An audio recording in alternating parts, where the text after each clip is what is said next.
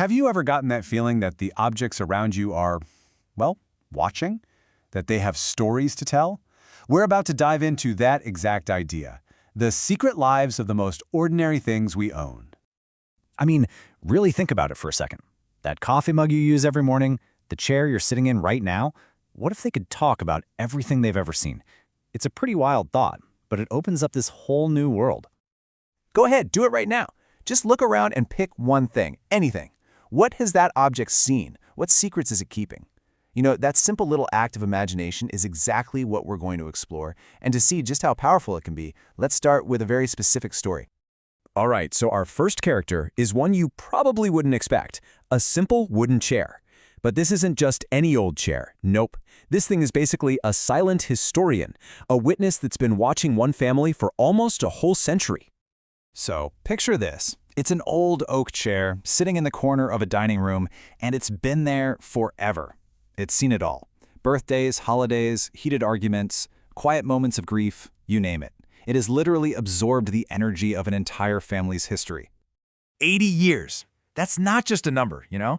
It's 80 years of memories, of weight, both literal and emotional. That's what turns a simple piece of furniture into a family heirloom, a real legacy. And here's where it gets amazing. In this story, the chair actually gets a voice, and it talks about carrying generations.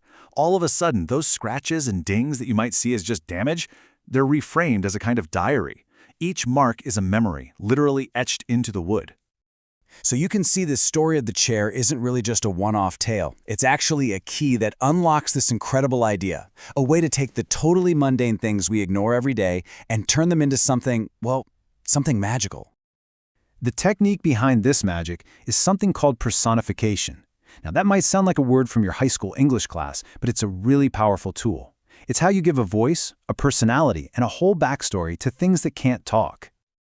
So how does it all come together? Well, it starts by picking just one object. Then a story is built around it, using things like immersive sound to really pull you into the emotions and memories that object holds. And at the end of it all, it asks this really deep question. What do our things really say about who we are?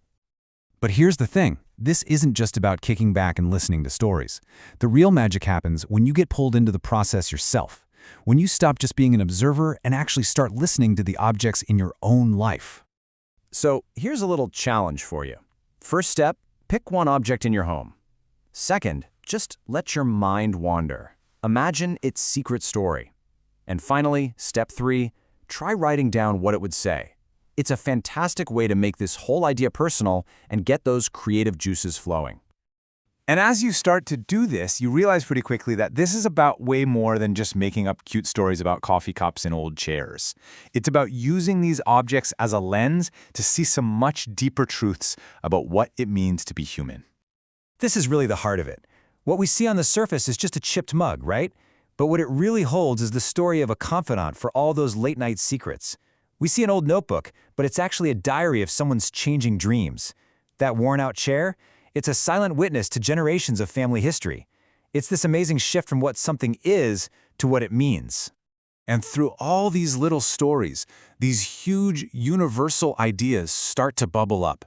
They're about memory and our attachment to things. They become these beautiful meditations on the passage of time. They act like little historical markers that connect us through these invisible threads all the way back to our own past. So what's the big takeaway here? Well, the goal isn't just to be entertaining. It's to fundamentally shift our perception, to reveal this hidden world that's been all around us this whole time, just waiting for us to pay attention. And that brings us to one last object to think about, a mirror. Now, what if instead of just showing your face, it could reflect your entire journey? So the final question is for you. If your mirror could show not just what you look like today, but everything that made you who you are, what truths would it reveal about you?